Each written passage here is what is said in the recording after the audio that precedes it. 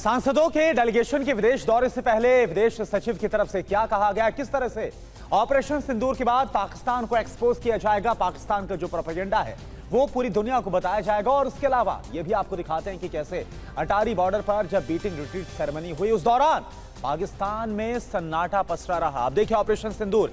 जय हिंद टॉप 9 में। विदेश जा रहे 3 डेलीगेशन के सदस्यों के साथ विदेश सचिव विक्रम मिस्री की अहम बैठक हुई। सूत्रों के मुताबिक करीब 1.5 घंटे चली बैठक में पहलगाम आतंकी घटना से लेकर अब तक के भारत सरकार द्वारा उठाए गए कदमों की जानकारी ली गई। मिस्री ने बताया कि अंतर्राष्ट्रीय स्तर पर पाकिस्तान के झूठ, प्रोपेगेंडा और दुष्प्रचार को एक्सपोज करना है। सूत्रों के मुताबिक सीजफायर के बारे में डेलीगेशन को सचिव विक्रम मिस्री ने बताया है कि अमेरिकी राष्ट्रपति ट्रंप की मध्यस्थता की बात सही नहीं है, क्योंकि पहल पाकिस्तान ने की थी। पाकिस्तान के डीजीएमओ ने 10 मई को सुबह करीब 11 बजे फोन किया था, लेकिन हॉटलाइन काम नहीं कर रही थी। फिर संपर्क साधा गया, लेकिन 12:30 बजे के करीब भी बात नहीं हो सकी। लिहाजा करीब 3:30 बजे जाकर बातचीत हुई, जिसमें सीजफायर पर सहमति बनी। सांसदों के डेलीगेशन में शामिल राजीव राय, बांसुरी स्वराज, सस्मित पात्रा, सलमान खुर्शीद, अभिषेक बनर्जी समेत कई सांसद शामिल हुए। विदेश सचिव ने कहा कि पाकिस्तान ऐसे मौके पर विक्टिम कार्ड खेलने की कोशिश करता है। भारत ऐसा नहीं होने देगा। चीन को लेकर ब्रीफ किया गया कि उसका रुख काफी सकारात्मक रहा। चीन ने भारत की कार्रवाई की निंदा करने की बजाय खेद प्रकट किया।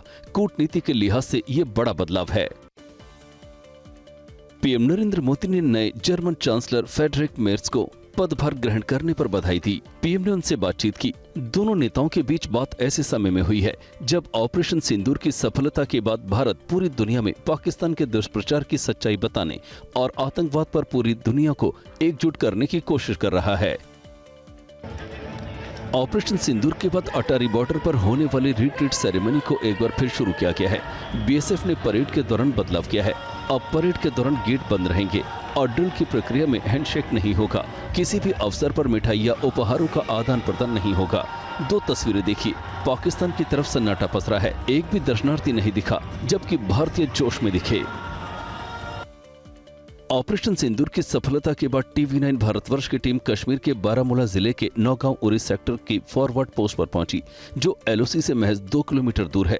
पहलगाम अटैक के बाद रोजाना 150 से अधिक गोले पाकिस्तान की तरफ से दागे गए थे, लेकिन दुश्मन की तोपों का एक गोला तक जवानों को छू नहीं सका और आतंकी अड्डों को हमारे जवानों ने मिट्टी में मिला दिया।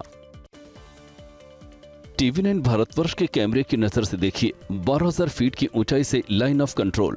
TV9 की टीम पुंछ के उसी जगह पर पहुंची जहां से POK में कई पोस्ट तबाह किए गए थे। ऑपरेशन सिंदूर में 9 में से 6 लोकेशन साउथ का पीर पांचाल रेंज में निशाने पर थी। पाकिस्तान ने सीजफायर का उल्लंघन किया, उसके बाद भारत ने करारा जवाब दिया। ऑपरेशन सिंदूर के बाद पाकिस्तान से व्यापार के कई मसलों पर रोक लगाई गई है, लेकिन पाकिस्तानी प्रोडक्ट्स भारत में धड़ल्ले से बिक रहे हैं। ऑनलाइन पोर्टल्स पर खुलेआम घुसपैठ हो रही है। ऑनलाइन शॉपिंग ऐप के जरिए बिजनेस किया जा रहा है।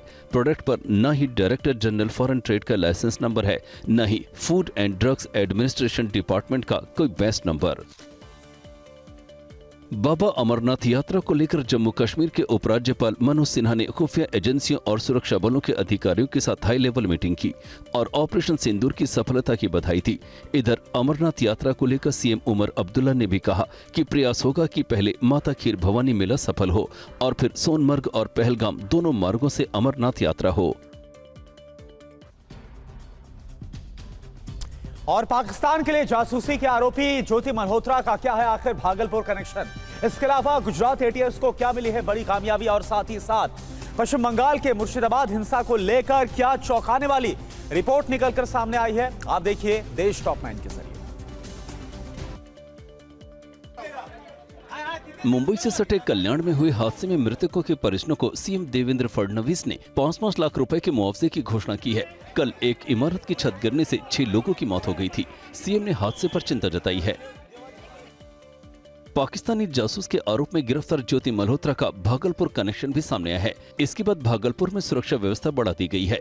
सूत्रों के मुताबिक ज्योति मल्होत्रा अब तक 4 बार बिहार के भागलपुर जिले का दौरा कर चुकी है। आज गैबीनाथ धाम का एक वीडियो भी उनके इंस्टाग्राम अकाउंट पर मिला है। पश्चिम बंगाल के मुर्शिदाबाद हिंसा मामले में कलकत्ता हाईकोर्ट की गठित जांच समिति की रिपोर्ट आ गई है। रिपोर्ट में कहा गया है कि हिंसा में तृणमूल कांग्रेस के नेता महबूब आलम शामिल थे। हिंदुओं पर हमले होते रहे और पुलिस ने कोई मदद नहीं की।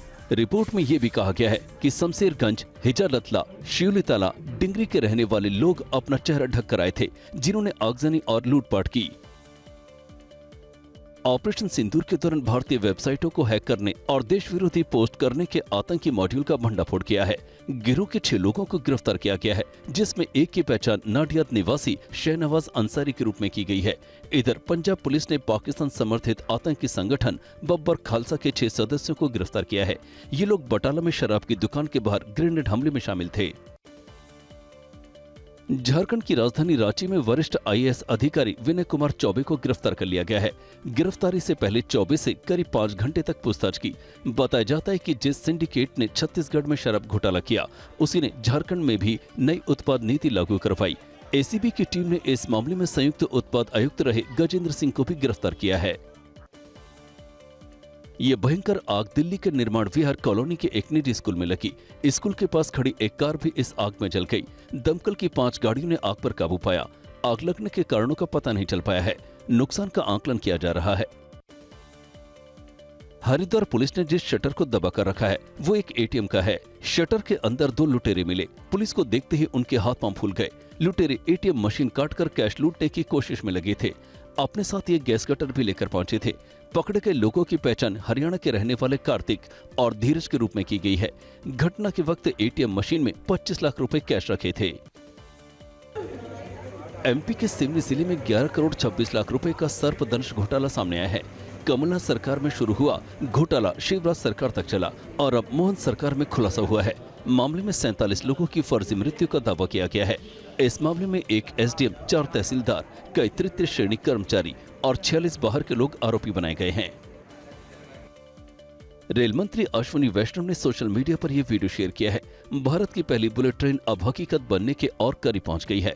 Mumbai Ahmedabad bullet train project के लिए 300 किलोमीटर लंबा वायाडक्ट पुल तैयार हो चुका है। इस बुलेट ट्रेन रूट पर कुल 12 स्टेशन बन रहे हैं। गुजरात में लगभग 157 किलोमीटर ट्रैक बेड भी बिछाया जा चुका है। भारी बारिश के बाद किस तरह से देश की आर्थिक राजधानी पानी पानी हो गई, इसके अलावा हाईटेक सिटी के लिए क्या बारिश का अलर्ट जारी किया गया, और वहीं असम से लेकर गोवा तक कैसे मौसम के लिहाज से 72 घंटे आने वाले बहुत ज्यादा भारी हैं, और नंबर 1 के लिए आखिर किसने दिए 31 लाख रुपए। ये खबरें आप देखिए प्रदेश टॉप 9 में। मुंबई और आसपास के इलाकों में भारी बारिश हो रही है। जनजीवन अस्त व्यस्त है। मुख्यमंत्री देवेंद्र फडणवीस ने कहा है कि अरब सागर में तूफान की संभावना है। मछुआरे समुद्र से दूर रहें। आज से महाराष्ट्र और गोवा के पास अरब सागर में कम दबाव का क्षेत्र बनेगा, जो 24 मई तक और तेज हो सकता है, जिससे समुद्र में उथल पुथल रहने की संभावना है। बारिश के बाद मुंबई के अंधेरी, जोगेश्वरी, गोरेगांव, मलाड, कांदिवली, बोरीवली, विलेपार्ले और सांता क्रूज समेत कई इलाकों में ट्रैफिक के ऐसे ही हालात रहे। मौसम विभाग ने कोंकण और मध्य महाराष्ट्र के कई भागों में आज और कल मूसलाधार बारिश की संभावना जताई है। मुंबई, ठाणे और नवी मुंबई में भी भारी बारिश होने की संभावना है। ठाणे के मीरा भयंदर में तेज आंधी के साथ जोरदार बारिश हुई। रत्नागिरी के दापोली और खेड़ में मूसलाधार बारिश से लोग परेशान हैं। कुछ जगह पर 40 से 45 किलोमीटर प्रति घंटे की रफ्तार से तेज हवाएं चलने की संभावना है। हालांकि पिछले 2 दिनों से गर्मी का माहौल बना हुआ था। बारिश से लोगों को राहत मिली है। बेमौसम बारिश से कोंकण रेलवे ट्रैक पर भी असर पड़ा है। भूस्खलन के बाद देख सकते हैं कि पहाड़ का मलबा ट्रैक पर आ गिरा है, जिससे यातायात बुरी तरह प्रभावित हुआ है। इस बीच साउथ कोंकण, रत्नागिरी और मध्य महाराष्ट्र समेत मुंबई में आज बारिश हो सकती है। मौसम विभाग के द्वारा कर्नाटक के 7 जिलों में बारिश का रेड अलर्ट है। निचले इलाके में कैसे आधा घर पूरा पानी में समा गया है। विशालकाय पेड़ धराशायी होने का सीसीटीवी फुटेज भी सामने आया है। एक गुरुकुल में उस समय पानी घुसा जब 40 छात्र सो रहे थे। सभी बाल बच गए। उत्तर कन्नड़, उडुपी, शिवमोगा, चिकमंगलुरु और हासन में रात में बारिश, ओलावृष्टि और तेज हवाएं चलने की संभावना है। राज्य में अब 5 लोगों की मौत की खबर है। बेंगलुरु के कई इलाकों में बरसात का पानी कम हो रहा है, लेकिन मुसीबत जहरीली सांपों ने बढ़ा रखी है। कई घरों में सांप के बच्चे मिले हैं, जिन्हें सिविल डिफेंस की टीम ने पकड़कर बाहर निकाला है। ऐसे में लोग घरों में रहने में भी डर रहे हैं।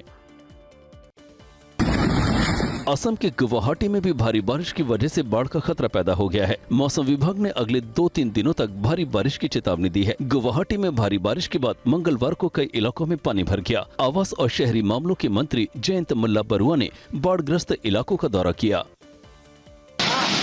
देखते देखते स्कूटी सवार पानी के तेज धार के साथ बह गया। एक बार फिर देखिए तस्वीरें। लोग स्कूटी छोड़ देने को कहते रहे, लेकिन वो संभल नहीं पाया। इस बीच आपदा प्रबंधन विभाग ने तटीय इलाकों में लोगों से समुद्र में न जाने की अपील की है।